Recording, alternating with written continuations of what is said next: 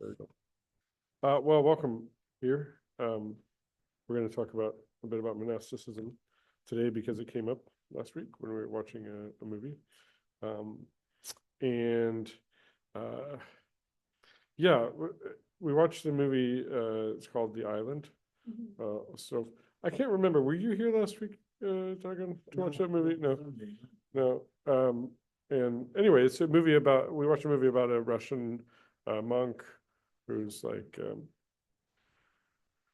Anyway, it's a beautiful Russian movie with about the monastic lifestyle. And when we were talking afterwards, I realized, oh, not everybody even knows like the basics about monks and nuns, which is, of course, when I'm inside the Orthodox sort of fishbowl, I know about this stuff. Okay, so I thought I'd sort of talk basics, and if you know some of this stuff, then good for you. But yeah, and just jump in at any point. I'm going to start actually by reading a little bit from the life of Saint Macarius the Great. Macarius, by the way, means blessed. He's a very blessed saint. And he's one of the great monastic elders from. Okay. So Saint Macarius the Great of Egypt lived in the 300s. He was born, he lived almost 100 years through the whole 300s in Egypt. He was a disciple of Saint Anthony the Great, who's like considered like the founder of monasticism in one sense, especially in Egypt. And he was born in a village in Egypt, and his parents were Christians, and they tried to marry him off, and he didn't want to. And so he pretended that he was sick for several days, and then he said to his father, well, I need to go into the wilderness to relax. And, he prayed, that Jesus would tell him what to do. And he saw a vision that one of the cherubim took his hand and it ascended on top of the mountain and showed him all the desert, and told him, God has given you the desert to you and your sons for an inheritance. And when he came back from the wilderness, he found that his future wife, who was still a virgin, had died. And Macarius thanked the Lord Christ. I don't think he thought it was good she died. But shortly afterwards, his parents departed, and he gave all that he had to the poor, and he went out. When the people of the town saw his chastity and purity, they took him to the bishop of that place, who ordained him a priest for them. And they built a place for him outside the city, and they went to him to confess and to partake of the holy mysteries. It once happened that an unmarried pregnant girl accused him of fathering her child. The pious saint did not protest. He quietly accepted the responsibility she had unjustly laid on him, and was attacked and beaten by the villagers and the girl's family, who demanded that he support her. He did so, selling the baskets that he wove, and gave the money to her parents. When the time came for the girl to give birth, she was in great agony and cried out that it was not Saint Macarius, but another man who was her baby's father. As soon as they heard this, the villagers felt ashamed of the way they had treated the saint and went to ask his forgiveness. When they arrived at his little hut, they found it completely empty. He had fled from their praise and flattery. And he was on his way to Scetis, which is a remote place in Egypt, where he would spend most of the remaining 60 years of his life. And he went to visit Saint Anthony the Great, who said about Saint Macarius when he saw him, "This is an Israelite in whom there is no guile." That's a quote from the Bible. And put on him the great schema. We'll talk about that in a minute. And Saint Macarius returned to his place, and a number of monks increased around him. So this is when these monastic elders, they're living in solitude and quiet, and people come out and teach me, give me a word, help me to become a good monk. To them, he was the aged youth, because although he was young, having been 30 when he came to Scetis, he had the depth and wisdom of a person much older. And one day he thought that the world had no more righteous people, So a voice came to him from heaven saying, in the city of Alexandria, there are two women who fear God. He took his staff, his provisions, and went to Alexandria to ask around until he reached their house. When he entered, they welcomed him, washed his feet with warm water, and when he asked them about their life, one of them told him, there is no kinship between us, and when we married these two brothers, we asked them to leave us to be nuns, but they refused. So we committed ourselves to spend our life fasting till evening with many prayers. When each of us had a son, whenever one of them cried, any one of us would carry and nurse him, even if he was not her own son. We are in one living arrangement. The unity in opinion is our model, and our husband's work is shepherding sheep. We are poor and only have our daily bread, and what is left over we give it to the poor and needy. When the saint heard these words, he cried, saying, indeed, God looks to the readiness of the heart and grants the grace of his Holy Spirit for all those who wish to worship him. And he bade them farewell and left, returning to the desert. Anyway, he I don't know how, I'm not going to read the whole thing, but this is a monk. They go out into the desert. They're a bit unpredictable. Sometimes God speaks to them. Oh, okay, this one. Saint Macarius the Great departed from our vanishing world in 390 AD. He was 97 years old. On the day of his departure, he saw Saints Anthony the Great and Pachomius the Great with a company of saints. A manuscript says that his disciple saw the soul of Saint Macarius ascending to heaven, and he heard the devils crying out and calling after him, you have conquered us, O Macarius. And the saint replied, I have not conquered you yet. And when they came to the gates of heaven, they cried out again, you have conquered us. And he replied as the first time. When he entered the gate of heaven, they cried, you have overcome us, O Macarius. And he replied, blessed be the Lord Jesus Christ, who has delivered me from your hands. In other words, like he's never going to take any kind of credit at all for this. So, there's a temptation maybe to dismiss these things as sort of fanciful and, oh, come on, how could they really see these visions of angels? Is it really? I don't know. I don't think that anyone in our crowd thinks that way, but I say that, God's everywhere, and actually it's the most natural thing in the world to have to be able to see that God's presence permeates everything. This is not, I don't think the word supernatural is a good word, because what's natural is the presence of God in the world. That's natural. So these monks, oftentimes there'll be, in the stories of their lives, there'll be something about their way of seeing the world and what they know about the world that is, they can see this because they fast and they pray and they spend their lives in that. The word monk comes from the Greek word monachos, which means alone. So they're living alone, they're single, right?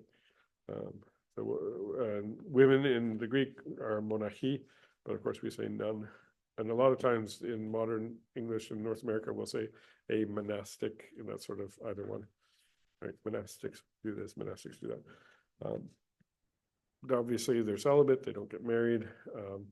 They always live, or they try to live away from people, generally Orthodox monks and nuns. You would rarely ever find an Orthodox monastic living in an apartment in the city. You secluded, part of a community, until sometimes for some of them much later in their life they'll withdraw and go away. But the beginning is always in the community because there's lots of temptations. It's hard to pray every day and so forth, and you wouldn't want to. It doesn't work in general. Their experiences, you don't just go off on your own to do this. You are taught by someone. A small monastery, maybe with two monks or something, oftentimes called a skete, and it's named after this place that, for example, Saint Macarius lived. It's an area in Egypt, Sketi. So people, as opposed to a larger monastery, which you just call a monastery. The Greek word also, there's a Greek word called kelia, which is similar. It's like a house with maybe one elder, like much older monk to live a little bit away from the main monastery, maybe somewhat nearby, or one or two, or something like that. And but like I said, they start off together in the same community. Sometimes Russians will even refer to the monastery as a desert. I think actually even the Irish did that. In like very early Irish Christianity, they would call like a monastery a desert. And by the word desert, they don't mean a sandy place, but like deserted, right? So, off in sort of, yeah. One of the most important things about monasticism is that it's seen as kind of a death, and that you died and now you're living the angelic life.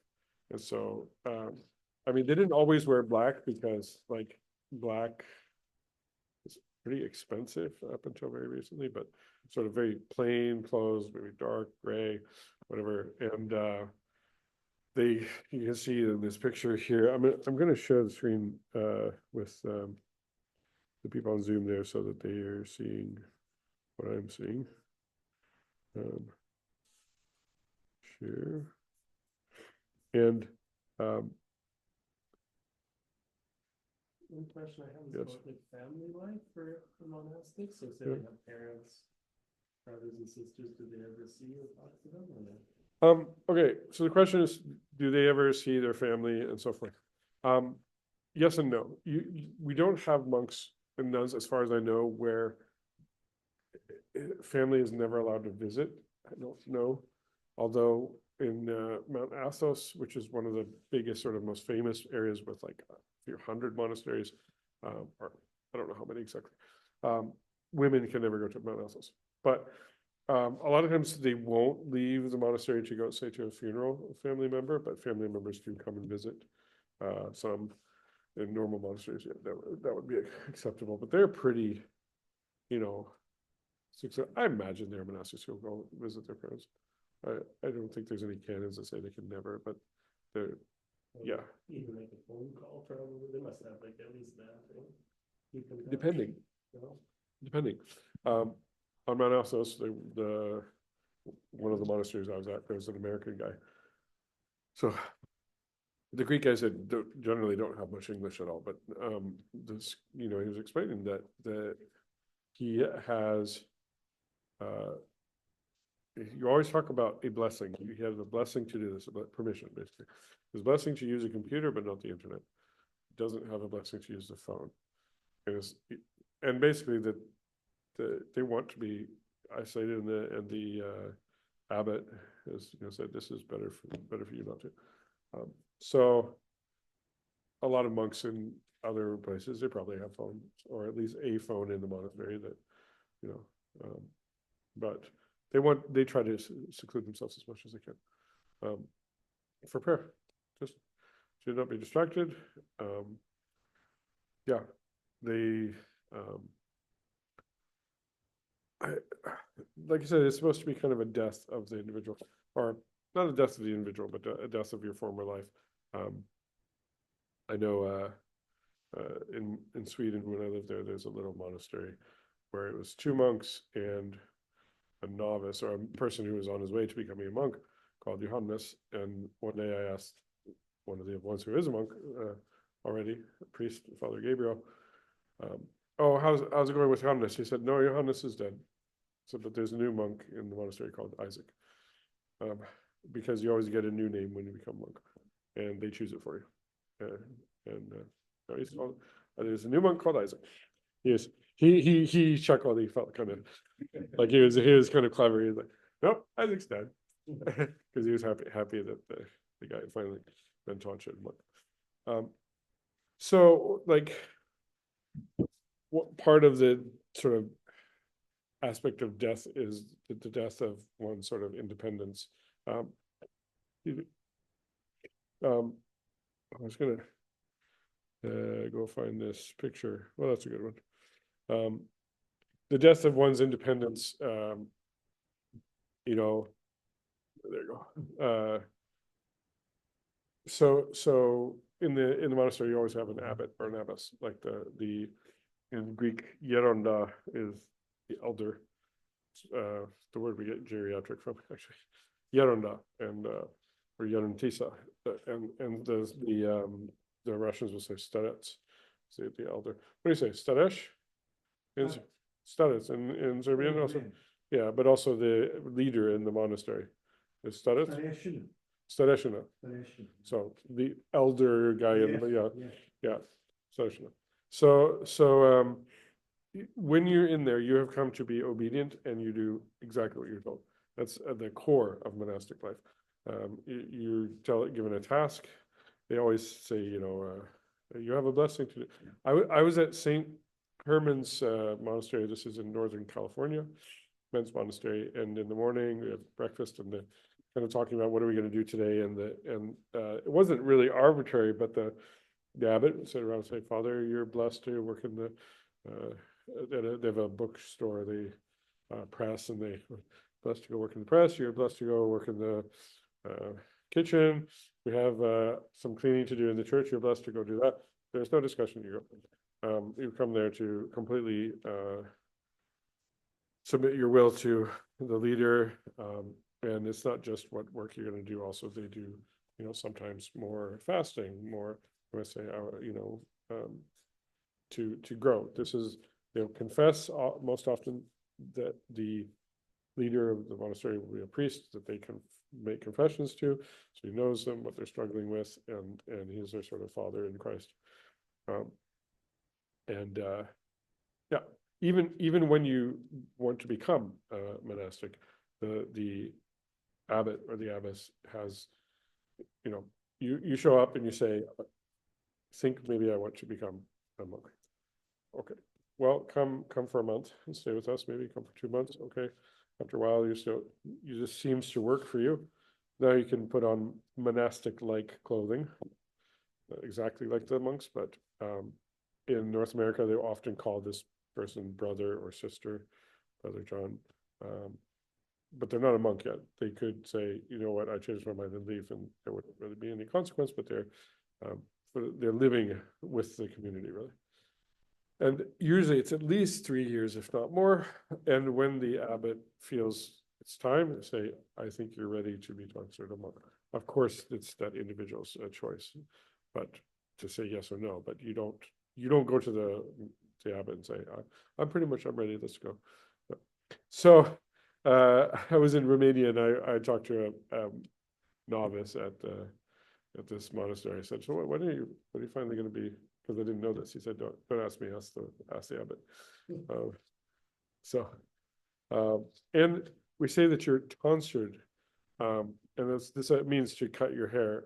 If you think of Friar Tuck, the old pictures of like Catholic monks where it's bald here. That's a thing that's some very few Catholics still do, that cut the hair here. And they used to do something kind of like that anyway, at least to really cut your hair as a way of saying, I'm giving it to God. This is what we do actually when people are baptized, do a tonsure. Little tiny bit, like we cut off just an eighth of an inch of their hair. So I don't know how much they cut off with a new monk or nun, maybe like this much or something, but it's not a lot. Maybe like a little strip. But it's usually the service or the tonsuring is usually done with just their community of monks or nuns present, and maybe the bishop would come, and yeah, and then you're a monk, and you're not, or a nun, and you're not supposed to leave the monastery, move away or leave the monastic life, or you're not in communion with the church if you quit, unless of course there's circumstances and blah blah blah, but basically you're supposed to. And people, so you asked about family life. A lot of times they will be told to get their parents' permission, because they're not going to be there to be able to help their parents in old age. They're supposed to not have any debts, settle debts, and sell property, and then they come and they have everything in common in the monastery, and they have nowhere else, and they're supposed to be able to live there the rest of their lives. So it's a big deal. So, you know, Don't a lot of them become bishops and stuff and leave the monastery because that's a kind of Aha. preparation for being a bishop, isn't it? no, yes and no, yes and no. Bishops in much of the Orthodox world have to have been monks first before they're bishops. Kind of do a time to purify, get all the worldly stuff out. I don't think almost anybody goes into the monastery thinking, I'm going to be a bishop. I'm on step one to be a bishop. I think that when you go to the monastery, you're going there to become a monk, and a lot of times very reluctantly. Hannah, can you leave us alone, please? Can you close it? Thank you. So yeah, they go there to live their life in prayer, and I think sometimes reluctantly. So first you're monk, and you might be told that you're going to be ordained as a priest. I mean, told we want you to study theology and go maybe get a degree, and we want you to serve in the monastery as a priest. Usually, there's only a few who are priests in the monastery, and yes, when they do recruit a bishop, you are a monk priest, or in English, I don't know why they do this backwards, but hiero monk, hieros means priest monk. Then you're elevated to the rank of archimandrite, which is just more or less honorary, but the most senior priest, and archimandrites are eligible to be chosen to be a bishop. And yes, they'll take the most senior person out of the monastery, so then they're in the monastery. But in the Antiochians, that more or less kind of happens, but you don't have to have been a monk technically. You can be a celibate. It's the canons of the church. You have to be celibate to be a bishop, one way or the other. You can be widowed, you can never have been married, or you can be someone who went into the monastery to become a monk. And I think there have been many cases where, we know historically somebody was elected, chosen by whoever to become the Patriarch of Constantinople, and this was just a layperson. They said, like hominis nominus, next day you're made a monk, the next day you're made a deacon, the next day you're made a priest, the next day you're made a patriarch. Like that. And without any time in the monastery or living a monastic life. But that's not, it's not normal. It's not, hopefully it doesn't happen today. Yes. So regarding financing, so they are mostly, they do everything for themselves. Yes. Produce food, fix the buildings and stuff like that. But what's the connection between, let's say, body of church, so that they are not outside of church? I mean, they are some kind of connected with other. Sure. Yeah. So the question was, just in case I didn't hear it on Zoom, was People do not come into monastery to pray like we come in this church. oh, visitors come a lot. So I just repeat the question for them. The question was that even though monasteries a lot of times are self-sufficient, what kind of relationship do they have with the wider Yes. church? So they always have a bishop who they must answer to the bishop, or else they're not Orthodox. And obviously a priest is always, without a bishop, a priest is not a priest. And so they are, in that sense, belong. People come and visit monasteries a lot. And the one that I was at in Sweden, every Sunday it's full of people. It's packed. You can almost stand like this. And that's for many of those people, that's where they go on Sunday. And that's the case in lots of places that they have. And one of these, I think I printed this. It's basically, I'll show this picture to them on the screen. This is, okay, for you guys. This is a monastery church. This is the iconostas up here, right? On my right, right? And in this little room that you can look into, that's for the monks only, right? And they have those little, they're called stasidis, stand chairs, whatever, torture devices, in my opinion. You can stand up and have your arms like that when you stand up, or you can push a seat down, and they're very, very uncomfortable. I guess this keeps you awake. And they'll be in there, praying, and there's a little chantry stand there, right? So you're welcome to come and visit and sit here.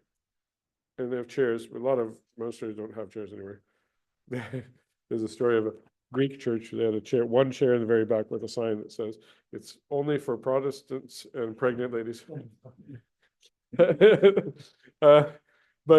Yeah, so yes, people come, but then they want to somehow seclude. When I was in a monastery this summer, it was a women's monastery, right? By the way, we say monastery about women's communities and men's. It's not like there's a rule. Why can't you say convent? You can, but we don't. I don't know why. And it was very much like this. There's a place at the front. This is only for the nuns. And yeah, but as like the norm is for them to practice hospitality, to receive visitors. A lot of times they'll say, okay, depending on the size of the monastery, their own rules, you're welcome to come for 3 days max 3 days.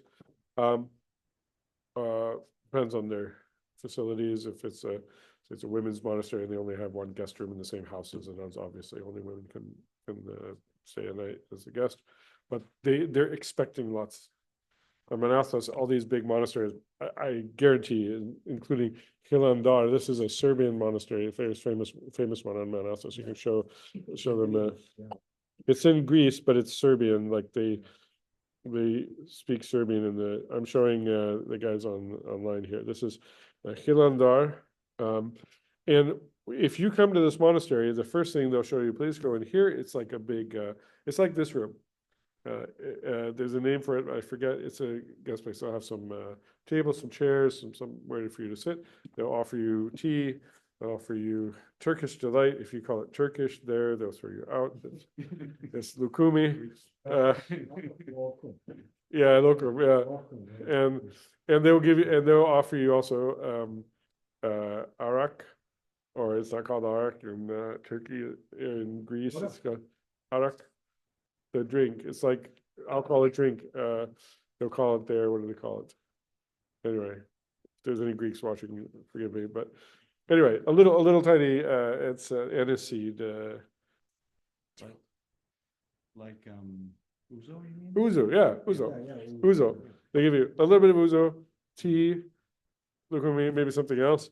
Welcome here. So they have one big room at the big monasteries just for receiving guests, and there'll be one monk whose whole job is the sort of guest person, and he'll say, "Welcome here. You want to stay? Are you staying? Yes, I'd like to stay a night. Okay, you're right. Okay, you're in room 3.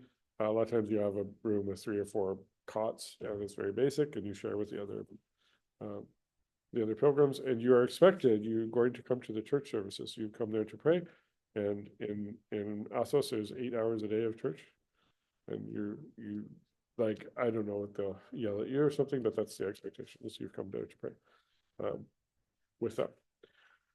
But yeah, they'll like I said, each one has their own rules or ideas about how long you can stay. But yeah, it's so, and they tend to be self-sufficient, but also they get lots of gifts, monetary gifts. So these ones on Mount Assos, they have olive groves. Some of them will go fishing. The ones that are on the coast, I have that picture of one of that's Mount Assos, a monastery right on the coast. They have boats. They go fishing. When I was at Mount Assos, we got fresh seafood like squid and various things from the bush. They'll grow their vegetables. They make their own cheese, some of them. A lot of them practice different kinds of agriculture. They try to be as self-sufficient as they can. They do icon painting and sell them. In one of the ones I was there, they do these big icons on the canvas and ship them to places, and they'll glue them on the wall. They do carving, like all of the, like a whole iconostasis with the, grape leaves and whatever. And so they do various trades. They make candles. They make honey. They make incense. They make soap. Anyway. So, but they are answerable to the bishop. They're part of the church in that sense. And who owns the land? I don't. Maybe the church. I don't know. I don't know exactly how ownership goes, if it's the brotherhood that owns it or whatever. But I'm sure there's a bunch of different ways of dealing with that, but they usually tend to choose amongst themselves who the abbot is going to be. When one of them passes away, they, make collective decisions about various things, but then the abbot is very much in charge. And same thing with women's. Of course, women's, they won't have any priests among their number because they're women, but they usually have, for example, an elderly monk priest who live either in the monastery or very nearby to come to do services, like St. Paisius Monastery in Arizona, where I was with some of our people in our church this summer. There's a retired priest and his wife, and they live just beside the monastery. And so he comes and does services with them. And I don't think he's there for all the ones that go on through the night. They probably do, services without a priest. They're reading a lot of psalms and just chanting. There are women's monasteries where a priest will only come once a week, and so they're doing all this ones in a form where they don't have a priest there. But let's see here.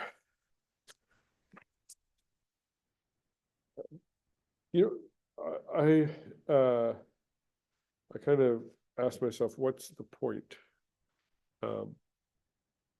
Because that's really what we're getting at. What's the point of being a monastic?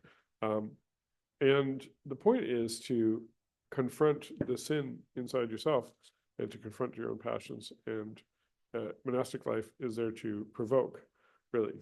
The point and the goal is really just, it's very simple. It's a Christian life. It's, forgiving, humility, confessing your sins, serving others, having things in common, and so forth. But they're not married and they don't have children, which is also a normal thing for some people to choose to do. St. Paul said, that he preferred leaders in his church, if they could, to do that simply because they wouldn't have the responsibilities, and they could freely sort of dedicate all their time and their resources to the church.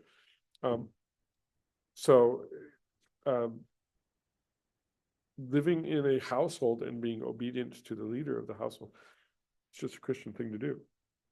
I mean, their complete obedience is, a reflection of maybe the authority structure in a family household at another point in time, where especially you might have a household with multi-generational and say, 2-3 brothers and their wives and kids in a larger household, and there would be a father of the household and you do what he says. So it's not that revolutionary, but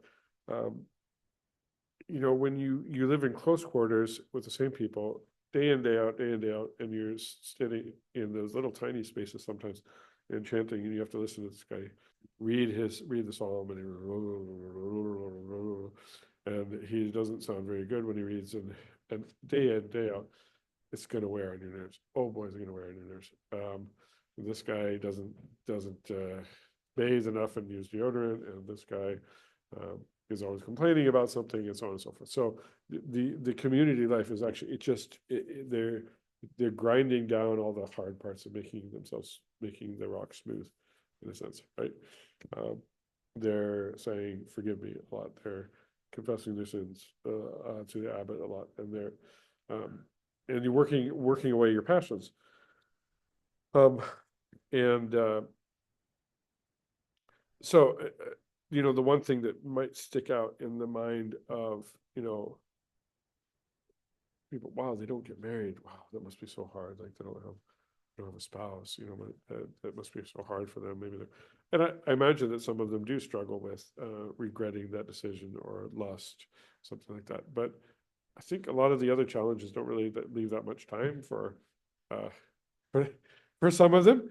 And my daughter was talking to the abbess in the monastery, and she asked her, did you just not want to get married? And she said, oh, I wanted to get married, but I wanted this more.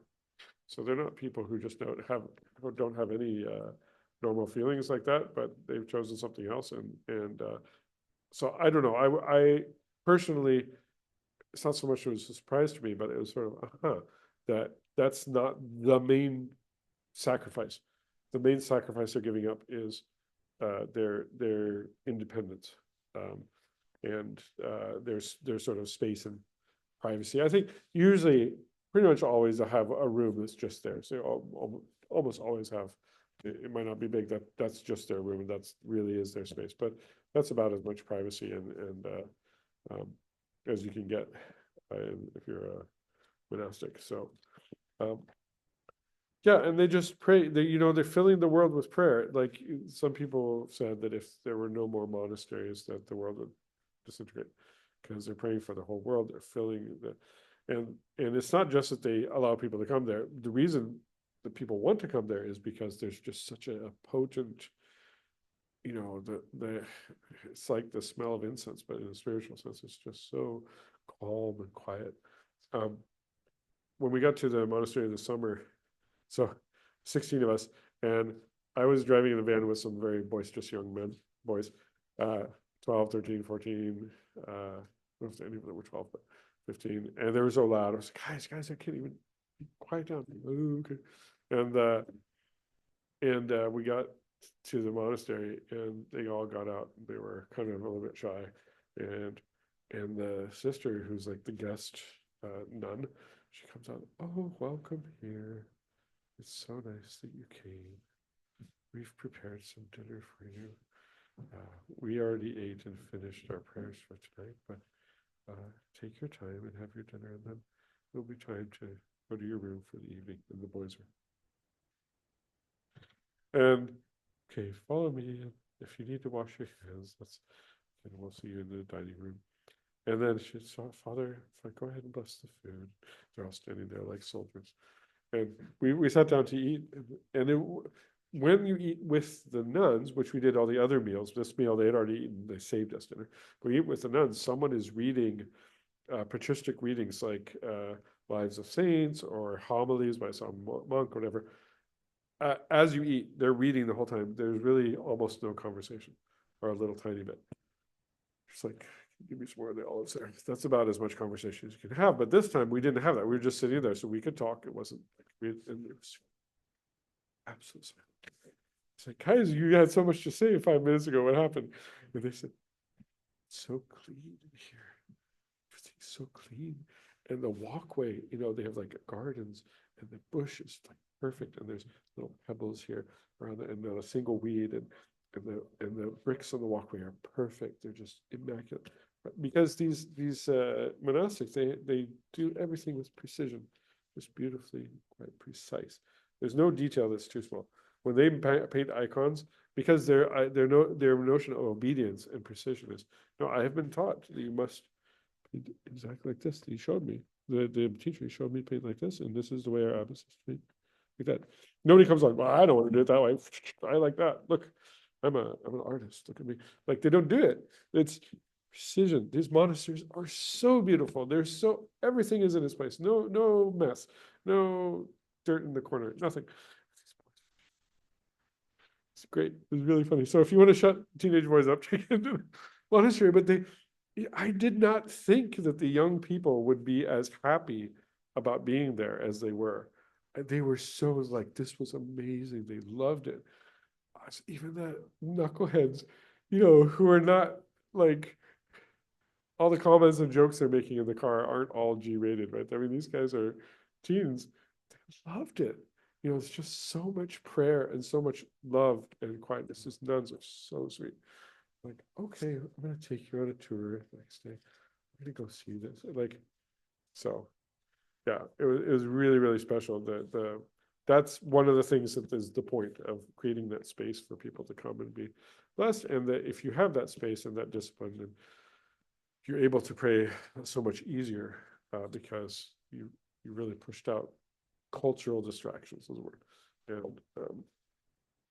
And yeah, so if you visit a monastery, you want to, of course you try to contact them first, find their website, whatever, call, and they'll tell you, how long you're allowed to stay and so forth.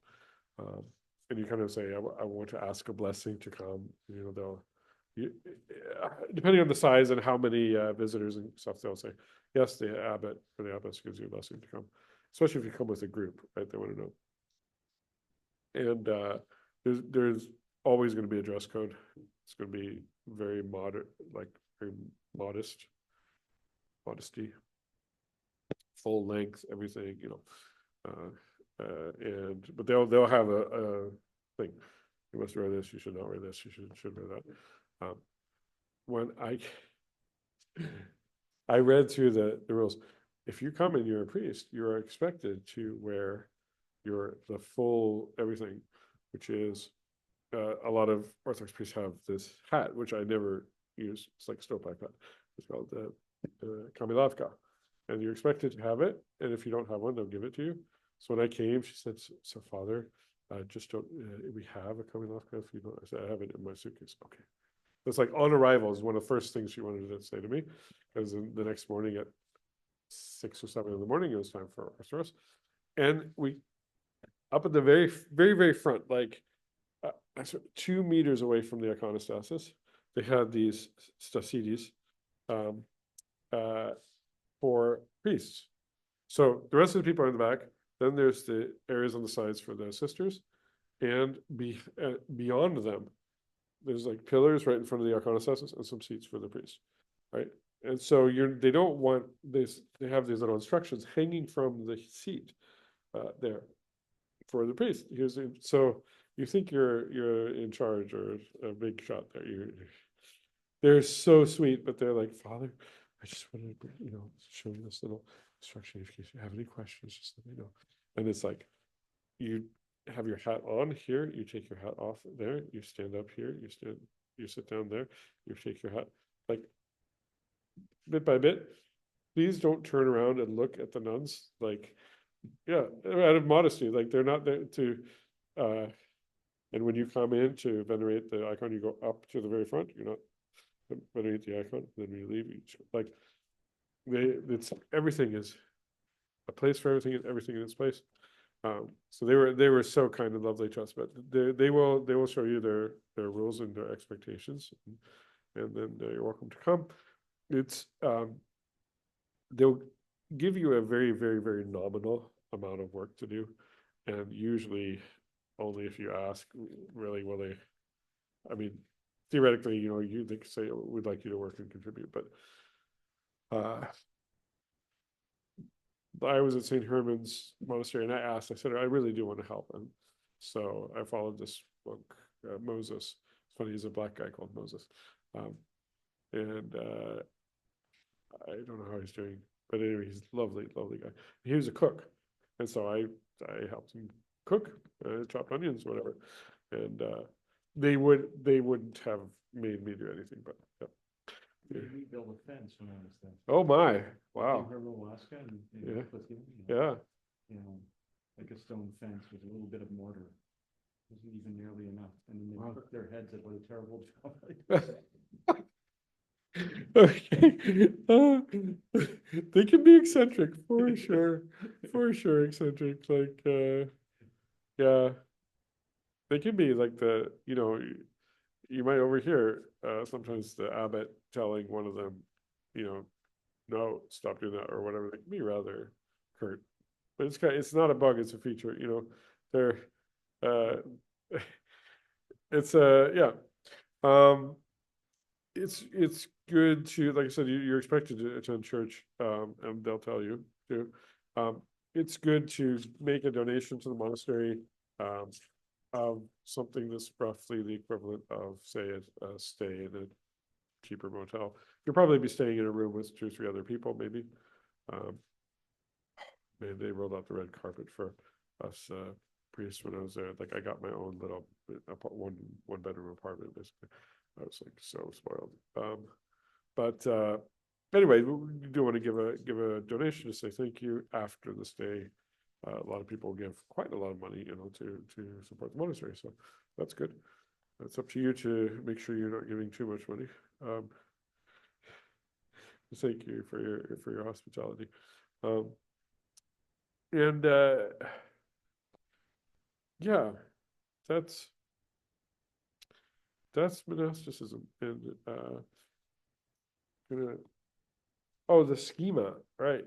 So this picture there, sorry, the one that's closest to me, Yeah, why don't I just hold it up so I can point? And I'll do the picture in here for the gentleman. So the man in the middle is an experienced monk who's been there a long time. I don't know how long. Well, you can tell his beard's pretty gray and long. And he's being given a more intense, heightened regimen of prayer and responsibility. It's called the schema. When schema means like schedule, or scheme, not as in to be scheming, but as in, you know, they usually live much more solitary, and they have many more prayers that they're supposed to say, and more ascesis, and they live apart from people. And and so all the decorations on this stole for the schema are representing aspects of their heightened commitment to their life of monasticism. I'm going to try and find maybe. Well, I might send this article about it, but there's I will. I'll send an article for those who are interested. But all these different little white writings and initials, and I mean, one thing you can see very clearly is there's the cross with the spear and the sponge. This is the spear that pierced Christ's side, and the sponge that they gave him vinegar. And then these are cherubim over there, and this is sort of, anyway, expressing various aspects of their life. And there's a skull and crossbones down at the bottom. That's Adam's bones. There's a sort of tradition, it's not official, but that where Jesus died was actually the place where Adam was buried, and that his blood ran down, and sort of even Adam was cleansed. So a lot of times there's a skull and bones underneath. That's Adam. Anyway, or just the dead. And so that's, nuns have that as well, the great schema. Sometimes in different traditions, there's different schemas. There's a lesser schema and the greater schema, and so forth. But that's not, especially among the Russians, there are very few who have the great schema, because it's really a very heavy undertaking. They usually live apart from everybody else. Questions? Oh, before the questions, but this one in the very middle there, that's got a place called Meteora. See if I can find it.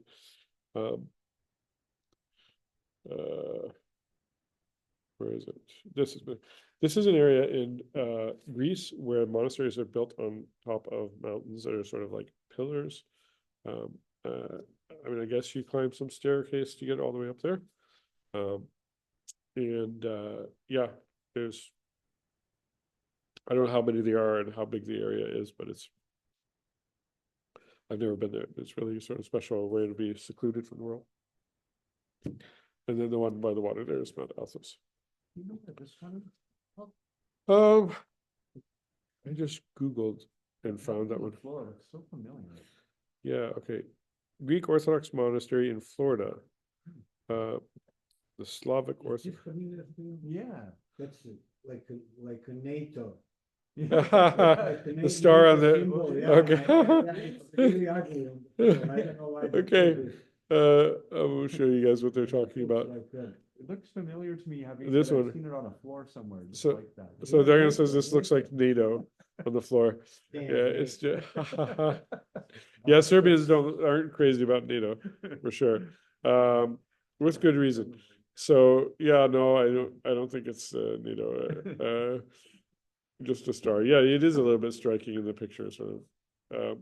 Yeah, no, so this monastery, let's hear. Where's, It says Slavonic, so probably It's the website, slavonic.org. Yeah. So probably somewhere in our. But you said it's in Florida? let's hear. It's in Florida. Is the Panagia Vlacheron Monastery. It's founded in 1999 by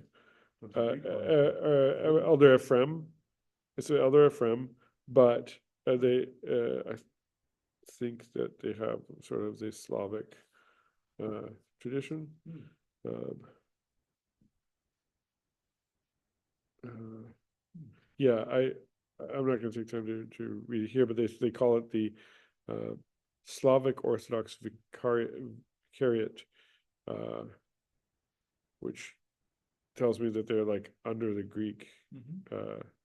Yeah, they're under the Greeks, but they have the sort of Slavic tradition, and maybe that they keep the old calendar and stuff like that, but they're under the ecumenical patriarchate. So maybe they're doing the services in the Russian way, which is basically the exact same, but there are details in how the Russian church here in town does the divine liturgy that I notice because I'm a priest and I have to do the dance steps, and you guys probably wouldn't notice more than a few of the differences. It's the same, but We have the Beatitude. yes, the Beatitudes. I wish we had the I Beatitudes. mean, in the OCA. Yeah, the OCA, in the Slavic tradition, they have the Beatitudes at the, Muslim. yeah, Yeah, for pictures in Kyiv, Ukraine, the capital, they have this underground monastery, the Lavra. which has got like, you see there's like, They turned that Cases into, it's for- closed. It's Yeah, closed. yeah, it's too bad. Yeah, The, that, president closed and, they made, I've seen pictures, they turned that into, what's the name? When they, watching movies, what's the name? Cinema. Theater. Yes, a cinema, yeah. yeah, there's some things going on in Ukraine right now that, That's one of the most mysterious places in the Orthodox world. They say that tunnel goes for kilometers, and many Yeah. people have never been there. And they say that actually there's some kind of ionized air inside that many people who are led to rest over there, they just look like they were put yesterday, and they are 300-400 years old.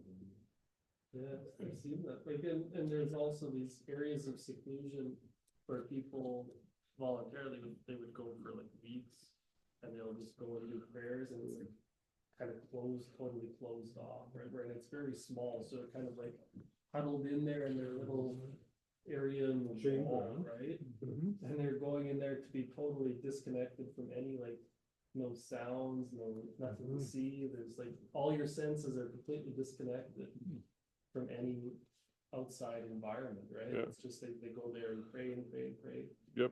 For like weeks. It's insane. What, So I saw this like, wow. it is hardcore, yeah, these different, yeah, so this isn't Kiev, I'm basically the That's. picture you were yeah, showing on your exactly. phone. And they'll have caskets in there with relics of saints, and people have been Like the whole but bodies. yeah. Yeah.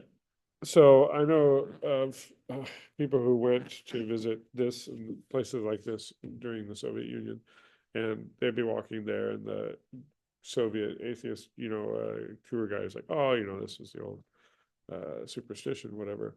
But the person would come and put their hand on the casket, and it would be warm, or they would have someone might.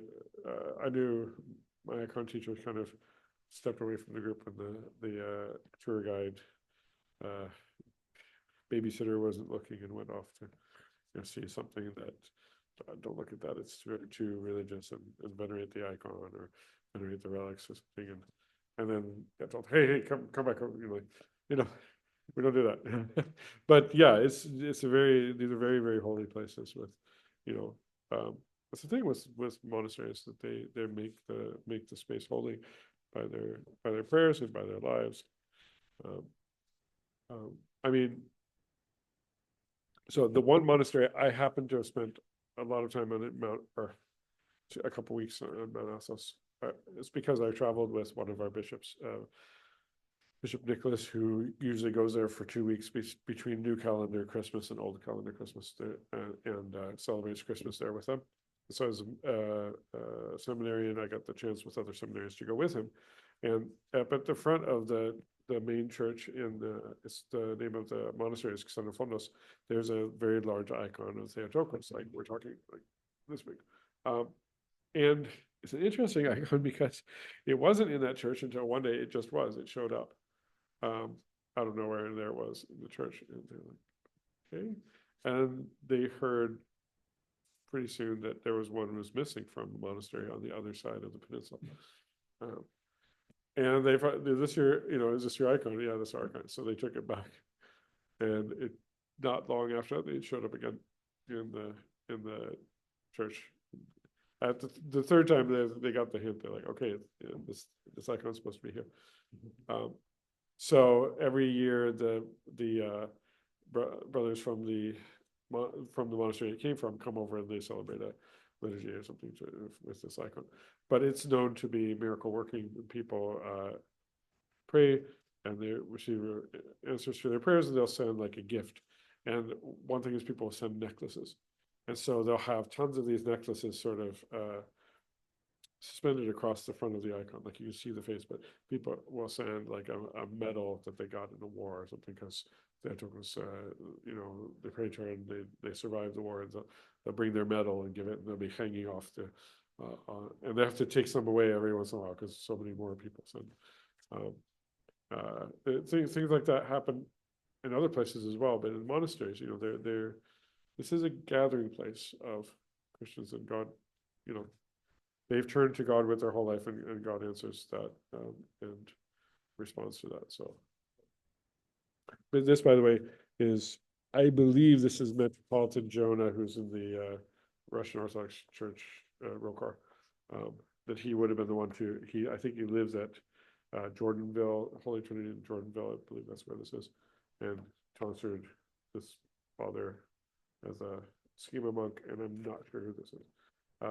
These clothes here imply to me that he might be the abbot. It's a lot of times the abbot's clothes are close to being bishop's clothes, but not quite.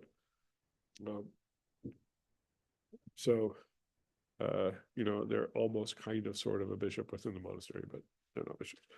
How many monasteries in Saskatchewan? 0 Orthodox. Orthodox, yeah. No, 0. nothing. Potato. There are only a few that I know of in Canada. There's an OCA monastery that used to be near the coast in BC that moved up towards the mountains.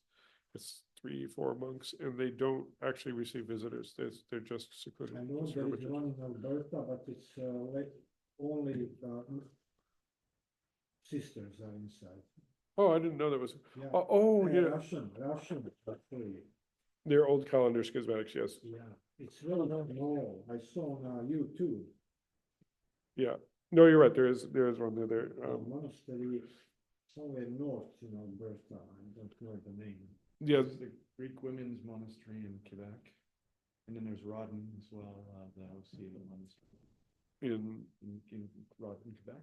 Oh, okay. I didn't know there was one in Quebec. Oh yeah, Bishop Derenay used to be the abbot there. Okay. Great. He's the abbot. How big is it?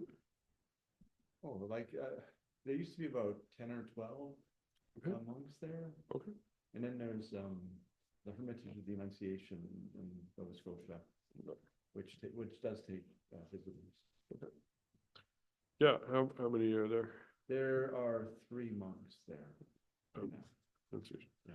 Then there's a women's community in Washington State, in Eastern Washington State. They have all their services in Greek.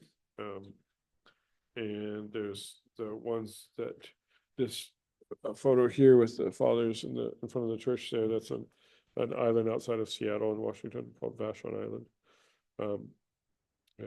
See if I. I know there is a Serbian Orthodox Church monastery in Alaska. Only 2 Yes. brothers. Yeah. Yeah, it's on Spruce Island. Oh, that's Yeah. From St. Herman, Alaska. Yeah. Okay. So it's like a satellite. So the main monastery is in St. Herman of Alaska Monastery in the Serbian Church in Northern California, and from that these 2 fathers go up to, and maybe they might rotate out, be there for a year or 2, and come back, and another one go, a little skeet on Spruce Island where St. Herman lived in Alaska. I've been there very fortunately to visit once.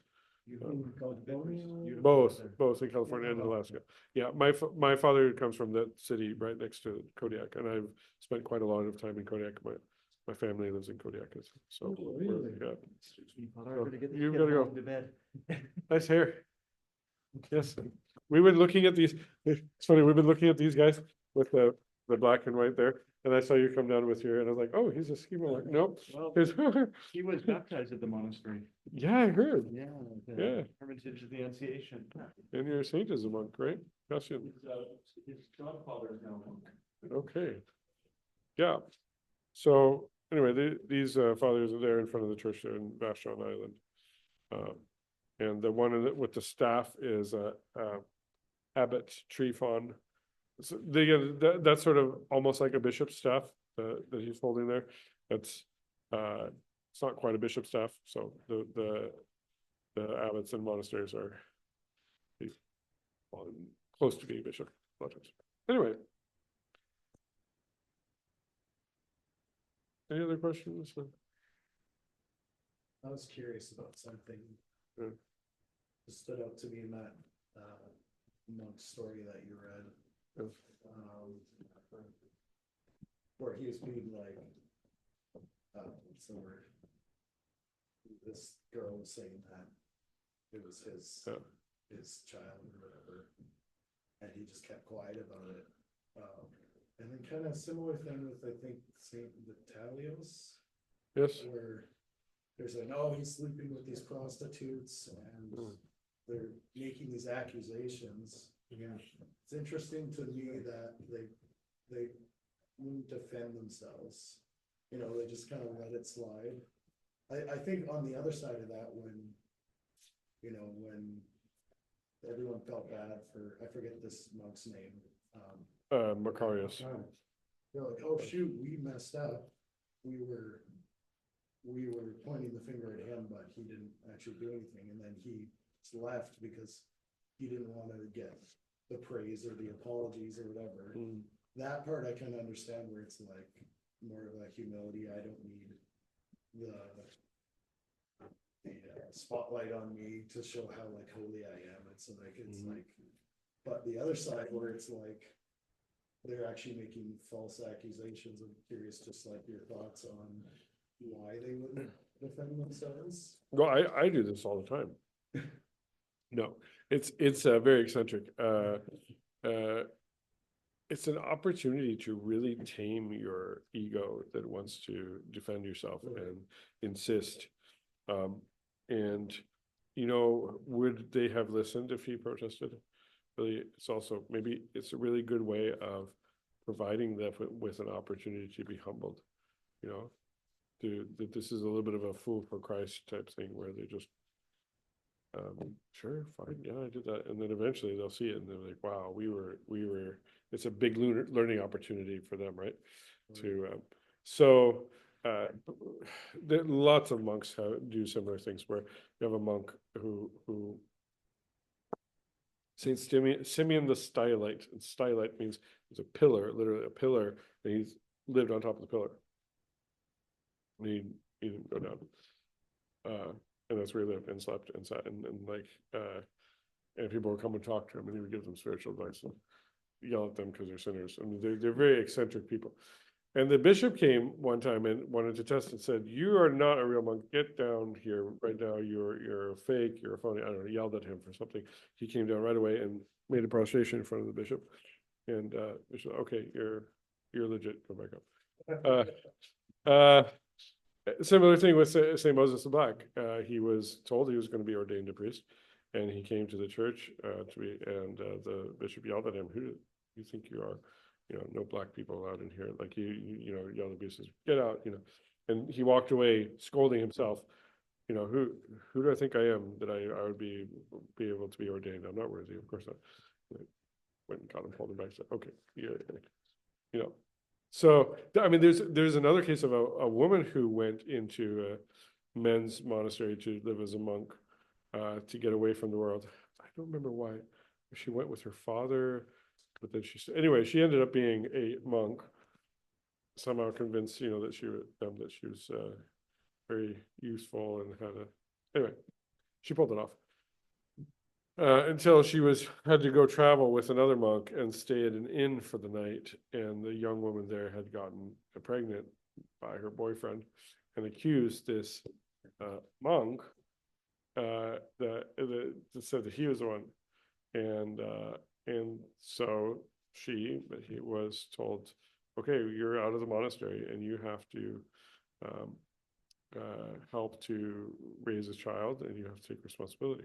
So she took the son, and raised him outside the monastery walls, and lived there. I think they gave them food, and they had some connection with the monastery, but she couldn't go in. She was under a ban, she was under, discipline.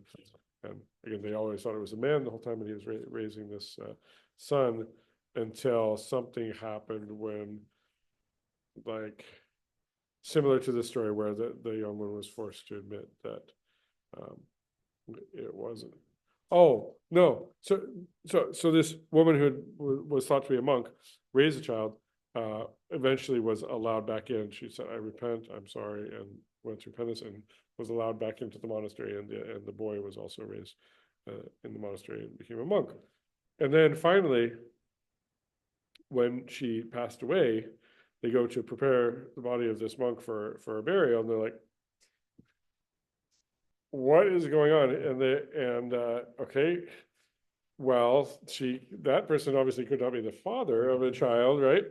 So the mother of that child had some explaining to do, and had their moment of repentance, and her boyfriend, who maybe at that point had become her husband or whatever.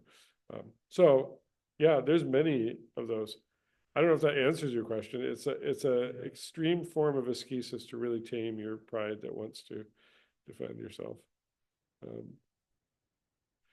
Yeah, and I mean, in some cases, it doesn't even seem that extreme to be like, Right. no, that's not true.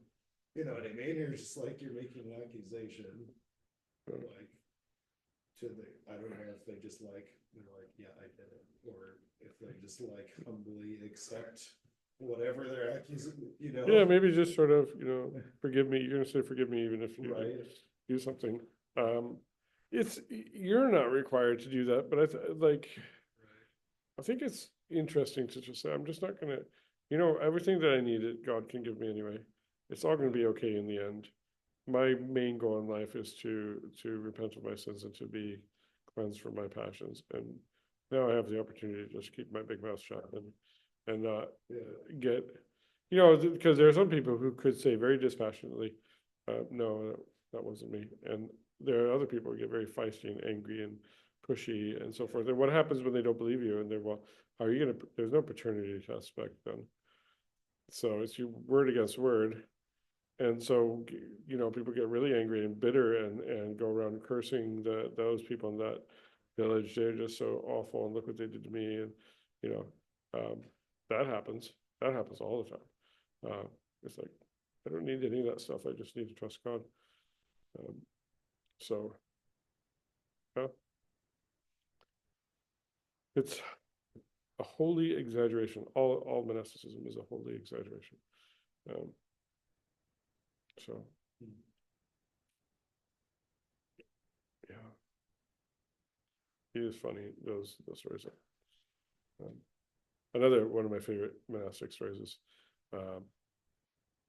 Anba Bishoy, which is the modern sort of Arabic Coptic way of speaking of a monk in the 400s. We know him as Paisius. There's many Paisius. Anba Bishoy, he was a monk, and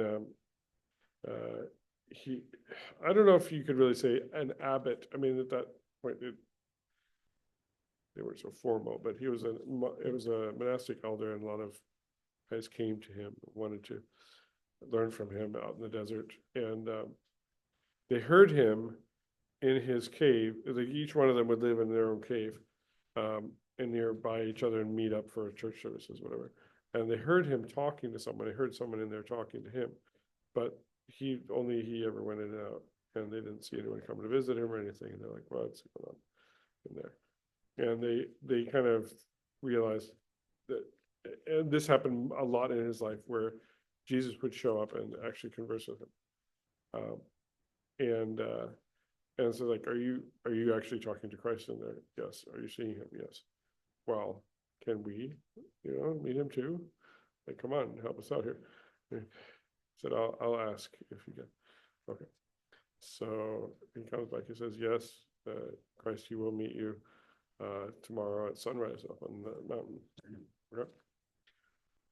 So it's dark, early in the morning, it's still dark, and all the brothers are hurrying to get up on the mountain. They have an important appointment up there. And along the road is a beggar who's sort of fallen asleep. It's a lame man. And he kind of wakes up and says, what are you guys doing? They said, oh, we're going up to the mountain to see Christ come at sunrise. Come at sunrise. He says, well, can I go too? Because I'm like lame. I could receive some healing here. And it's kind of a monk thing. I wish I could. It's pretty steep, and we gotta, and made excuses, and so some of them apologized, some of them didn't. Like, no, I got bigger fish to fry here. And here comes elderly Paisius, who's old at this point, and the monk, the lame beggar asked, "Can you please help me?" And he's like, "Okay." So you kind of piggyback, and off they go up this mountain, and walking up, and the person gets heavier and heavier, and then he realizes that, and the person talks to him, this is Jesus in disguise. So he picked up and carried Jesus going up the mountain. So, and Jesus said, because you have carried me, your body won't decay. And it hasn't. It's still like they still have his relics have not decayed in Egypt in a monastery there. But then, can you imagine being one of those monks who walked right by?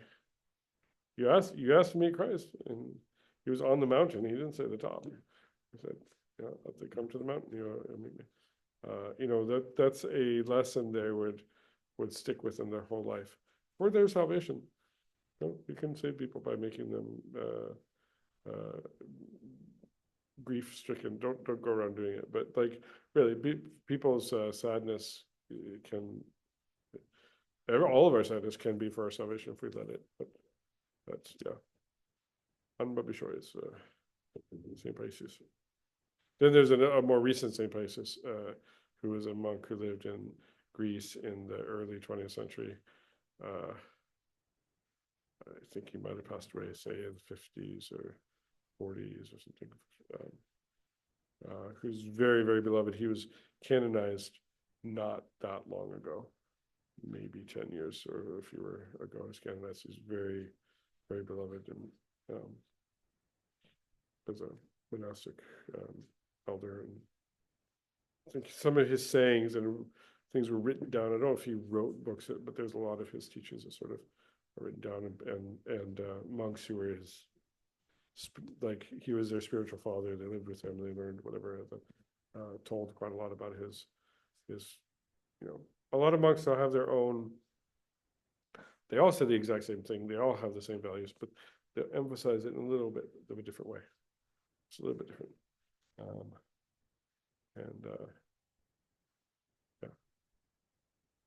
Sometimes a little bit more eccentric. Saint Silouan the Athonite he was Russian, I think, and he there's a small book, a monk of Mount Athos, which is a nice title, but it's so generic that are you sure you have the right one?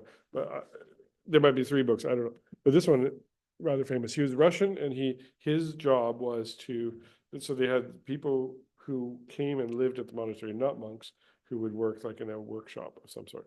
That happens today as well in Mount Athos. There are guys who will come and live there, and they'll go off and leave for a weekend come back, but they're laborers. So it was his job to kind of oversee them. And it's building, and he would come down and he'd say, "Okay, guys, here's you're doing this, you're doing whatever," and go up into the office, up 2nd floor. And he would stand up there and he would weep all day long, praying for these guys. And like this man, his wife is, you know, is angry that he's not at home back in Russia and she's about to leave him. And this other is, you know, how is he going to pay for his children's school expenses? And he was like, God, you have to be praying for them and weeping all day long. And he just knew, and that his holiness sort of somehow motivated them. They always did their work. He just had to tell them at the beginning of the day. He didn't have to go around and supervise. So different people, they just have this different gift, you know. Otherworldly, huh? It's good stuff. Yeah, I recommend visiting monasteries. I know it's a long ways away, but all of them are a long ways away for us. But if you're going to make the trip, I would go to St. Herman's first. That's St. Paisius Women's Monastery was pretty amazing as well. But those would be on the top of my list. So, yeah. And there is, by the way, there is a women's community right close to St. Herman's. They're like connected. Like they're maybe 20, 30-minute drive away. They're much smaller. There was like 5 or 6 nuns, I think there. It's called St. Xenia's, and they come, or at least when I visited, they came up to the men's monastery for liturgy on Sundays because they didn't have a priest that was like coming to them often. So that was their sort of priest and their confessor, I believe, and so forth. And they also have a skete in Alaska. They're also in the Serbian church, like all the same bishop, and the little island. I mean, that island is small. It's like maybe 2 times the size of the land that this church is on. It's called St. Nilos Island, and they have a house, somewhat big house, where 3, 4 sisters live, and they have a small church. And when I was there having coffee with them, you look out over there, and they're on this cliff. It's not as high as like that cliff, but well, as high as like the bottom of that monastery there. You're on this cliff, and it's looking out over the Gulf of Alaska, and it's stormy, and you just see the ocean. It's like you're on the edge of the world, and that's their kitchen window. Anyway, they're out there praying, and so go there if you want. All right, guys. We're taking a week off next week. And then Tuesday after that. You are not here next week. Correct. I'm not here this weekend. So we are not going to have a meeting. Yes, we have services. Yeah, Father Bernard will have.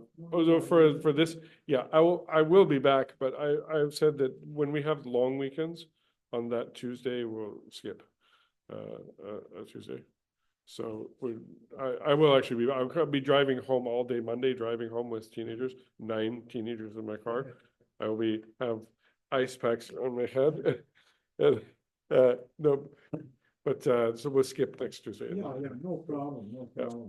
problem. Yeah. And then the week after. Feel free to email me with questions. It helps.